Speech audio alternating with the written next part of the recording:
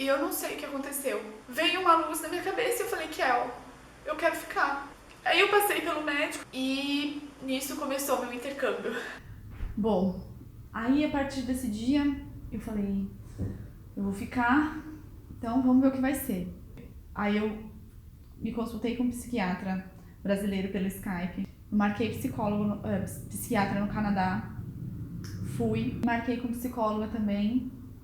E aí assim, a partir do momento que eu descobri o que eu tava tendo, eu descobri o nome daquilo que eu tava tendo, eu comecei a buscar todas as alternativas possíveis. Se você jogar no Google crise de ansiedade, crise de pânico, como resolver, atividade física, terapia, remédio em alguns casos, né? Ir no psiquiatra, yoga, meditação, tudo.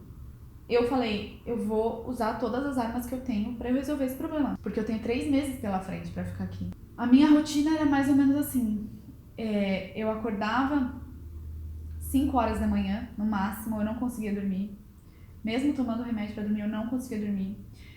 E eu ficava me revirando na cama, angustiada, tremendo, suando frio, ruminando pensamentos negativos.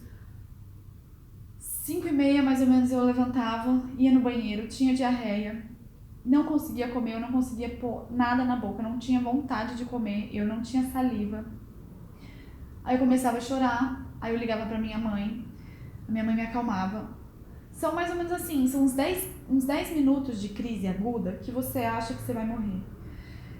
E aquilo vai vindo, você vai tentando controlar, vai vindo, você não consegue controlar, aí você vai tentando, aí você não consegue, aí você vai tentando. Quando vê, eu tinha vontade de vomitar, eu tinha sensação de desmaio. Quando dava 9 horas da manhã, que era a hora que eu tinha que ir pro laboratório, eu ia pro laboratório.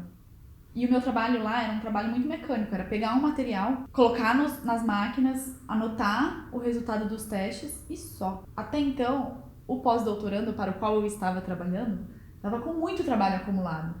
Então, eu virei uma máquina. Eu comecei a fazer os trabalhos dele, fazer, porque o que eu descobri? Que quando eu estava ocupada, quando eu estava fazendo alguma coisa, eu esquecia do problema.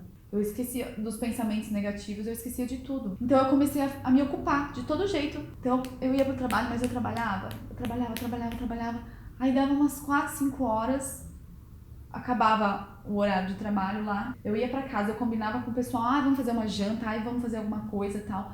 Eu inventava coisas, até aula de salsa eu fui fazer. Tudo que tinha, eu fazia. Tudo que tinha. Então eu ia correr, eu me matriculei na academia.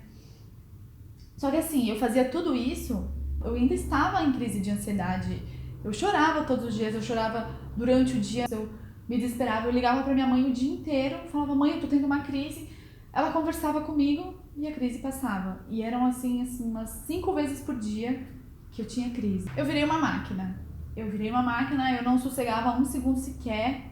Então às vezes eu acordava e ia correr, aí eu ia pro trabalho, aí eu ia estudar, aí eu voltava, marcava de fazer coisa, aí eu ia na academia. Eu virei uma máquina, eu tava funcionando igual uma máquina. Até que, com mais ou menos 1 mês e meio do intercâmbio, eu cheguei pra trabalhar e o pós-doutorando olhou pra mim e falou assim, Bia, acabou o trabalho, você conseguiu fazer todo o trabalho que eu acumulei por anos e eu não sei como isso foi possível, mas acabou. E eu me desesperei. No trabalho era onde eu ficava coisa de 6 horas por dia. Se eu não tinha mais aquilo, o que eu ia fazer? Ele falou assim, pode ir pra casa, amanhã a gente vê. E aí eu fui pra casa e eu surtei de novo. Passou o dia, eu não consegui dormir de noite novamente. E eu amanheci, já fui pro hospital. Me colocaram lá num leito, deitada, e falaram assim, espera que já vem alguém te atender. E eu adormeci. Quando eu acordei, tinham 5, 6 pessoas ao meu redor. Era um psicólogo, um psiquiatra, um radiologista, uma enfermeira e uma assistente social. E a assistente social começou a me fazer algumas perguntas sobre o que eu tava sentindo e tal. E uma delas foi se eu tava pensando em me matar. Nessa hora eu falei assim, meu Deus do céu, olha o que eu estou causando. As pessoas estão achando que eu quero me matar. Eu falei, não, nada disso. Tá tudo bem. E outra pergunta que ela me fez é se eu tinha contato com a minha família, se eu tinha alguém que eu conversava. Me deram um remédio pra eu ir pra casa e tal. Eu marquei mais sessões de terapia, né, de psicólogo. E aí foi assim, durante 3 meses, capengando, Tinha momentos que eu tava no shopping, eu tinha crise, eu começava a chorar, eu tinha que ligar pra minha mãe, ela me acalmava. Consegui curtir a viagem, só que junto com isso eu tive ansiedade. E acabou que fez essa viagem ser mais impactante na minha vida do que se eu não tivesse passado por isso. Porque hoje eu lembro de cada segundo que eu estive no Canadá, eu lembro. Tudo que eu passei e eu sobrevivi. Só que tem gente que não sobrevive. Tem gente que tem vergonha, tem gente que não quer falar com ninguém, tem gente que não sabe, que não tem ninguém pra contar e passa por uma situação dessa e resolve se matar, porque não vê saída. Porque é uma situação muito difícil. Bom, gente, o que eu quero falar? Às vezes a gente passa algumas coisas na vida, ficam algumas marcas, ficam algumas coisas que a gente nem sabe. Fica guardado aqui. E sem querer, quando a gente sai da nossa zona de conforto, que eu acho que isso é um elemento chave na nossa vida, sair da zona de conforto é sempre muito difícil, mas é assim que a gente cresce. E às vezes essas questões vêm à tona de um jeito ou de outro, e talvez a gente não saiba lidar com isso. Então, a primeira coisa que passou pela minha cabeça quando eu estava num momento de dificuldade era que eu precisava falar com alguém precisava me entender. Então eu falei com a minha mãe, eu falei com todo mundo que eu encontrava na rua, que se tornava meu amigo por algum motivo, que eu explicava o que eu estava sentindo. Porque na minha cabeça, às vezes aquela pessoa tinha alguma coisa pra me falar, entendeu? Alguma coisa que me ajudasse. Fora isso, buscar ajuda profissional. Porque assim, quando a gente machuca o joelho, a nossa cabeça manda a gente ir no ortopedista. Se a gente tá ruim do estômago, a nossa cabeça fala, temos que ir no gastro.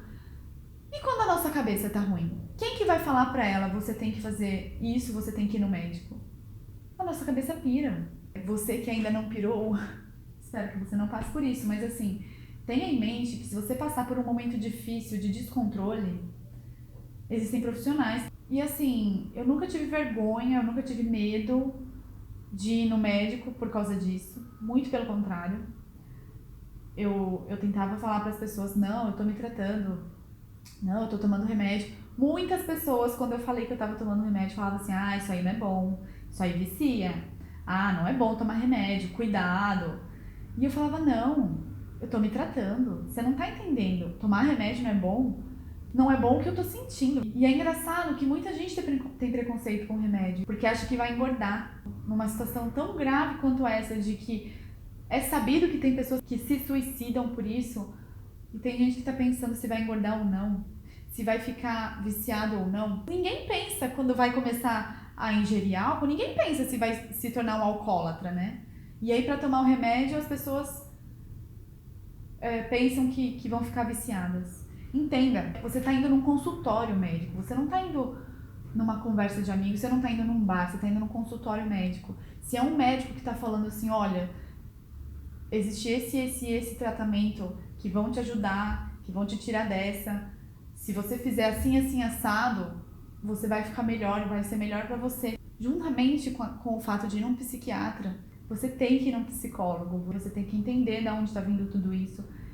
São pessoas treinadas para te ouvir e te fazer buscar. E é uma coisa que tá dentro de você. Não existe outro jeito de você sair dessa se você não buscar a real causa do problema, entendeu? Então, assim, não é fácil, não é de um dia pro outro. Eu fiquei 3 meses no Canadá e eu fiquei surtada 3 meses. É um processo.